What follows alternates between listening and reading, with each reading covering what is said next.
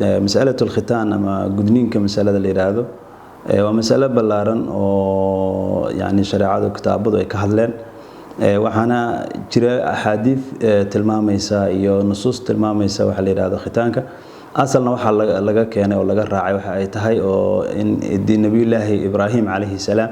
oo aha qofkii ugu horeeyay barnaamijka khitaanka sameeya ilaahina subhanahu wa ta'ala nabigiisa wuxuu ku yiri alayhi salatu wasalaam thumma wahayna ilayka an tattabi' millata Ibrahim hanifan wama ana min al-mushrikeen waxaa lagu amray nabi maxamed alayhi salatu wasalaam loo waxyooday an tattabi' millata Ibrahim ina raacid diintii nabiyullaahi Ibrahim diintii nabiyullaahi Ibrahim markii la raacayna yani waxyaabihii nabiyullaahi Ibrahim uu sameeyay la sameeyay waxa la sheegay markii la yiraahdo gudniinka ragga nabiyullaahi Ibrahim ayaa bilaabay oo 80 sano asagoo jiray isguday nabiyullaahi Ibrahim alayhi salaam markii oo la yiraahdo xagga dumarkana waxa la sheegaa iyadana qisada nabiyullaahi Ibrahim inuu qabi jiray haweeney la jiray Saara kabacdi Saara oo yani uur qaadi diiday nabiyullaahi Ibrahim aan uur u qaadin inay Saara u hibeysay nabiyullaahi Ibrahim khadimadeedii iyo adeegadeedii gabadhu adeegi jirtay ee Haajara markii ay nabiyullaahi Ibrahim loo hadiyay oo la siiyayna nabiyullaahi Ibrahim uur ay ka qaaday Saara waati hinaaska iyo maseerka oo galay markii maseerka oo galay waxay ku dhaaratay inay ka jari doonto 3 xubnood inay ka jari doonto gabadha Haajara nabiyullaahi Ibrahim markuu uu baqay wuxuu isir amay sanka iyo dhagaha ay ka jartaa laakiin nabiyullaahi Ibrahim ayaa wuxuu amray inay dhagaheedana furji gashato lana gudo Saaro oo waxaan ku hore yani Haajara oo marka loo sameeyo khitaan taasna waxay noqotay sunno la raaco wixii ka dambeeyay nabiyullaahi Ibrahim laga soo bilaabo marka la fiirsho marka khitaanka shariicada islaamiga ahi ragga iyo dumarka shariicadu waxa ay culimadu isku raaceen inay waajib tahay ragga khitaankooda in la gudo ragga inay waajib tahay sababta loo gudayo xigmada loo gudayo waxa ay tahay wasaqda iyo waxyaabaha ku haraya haraadiga ku haraya furjiga ama afka hore ee dhakarka ku haraya taas ayaa shariicadu xoga ay ilaalisay markaas dumarka markii la yiraahdana waxa la yiraahdaa sababta keentay in la yiraahdo dumarka yani horta shariicadu waajib kama aysan dhigin dumarka inay khitaan iyo gudniin sameeyaan saas awoodeed waa makrimo wuxuu yiri nabiga sallallahu alayhi wasallam ali xadiis xoga la yiraahdo waa dhaif khitaanku waa waajib ragga uu yahay oo makramatu lin nisaa dumarkana wuxuu u yahay sharaf iyo karaamo uu yahay marka dumarkaas makramada iyo sharafta uu yahay ayaa waxa ay shariicadu amartay in waxaan ku hor xogaa yani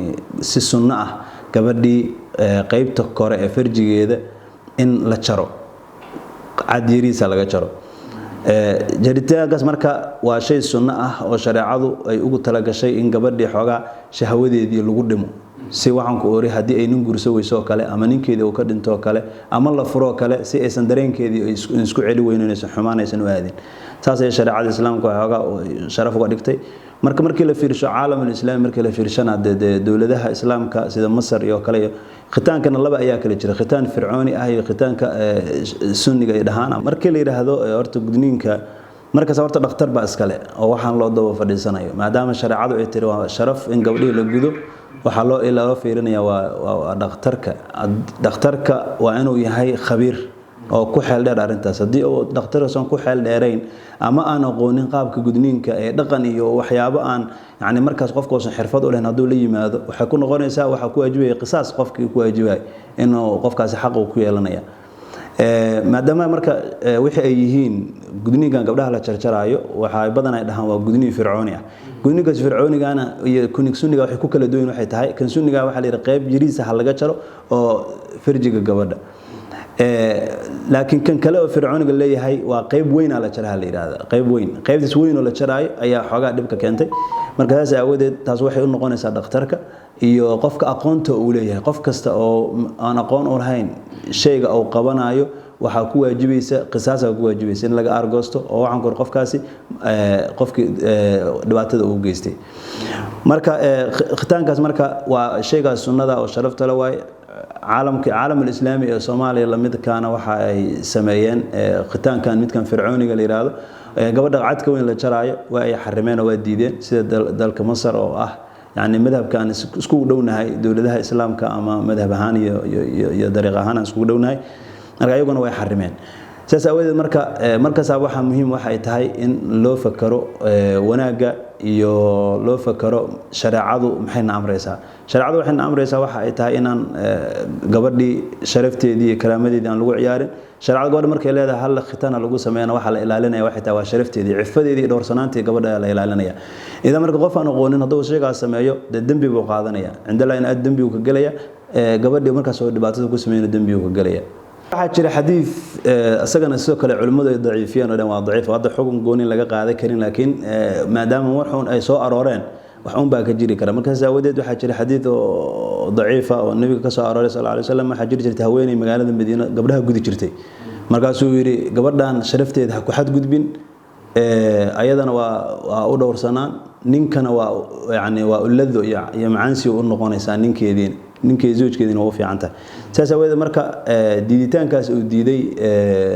nabigu xadiidkaas duu saxiix ahaan lahaa hadii uu daciif yaaba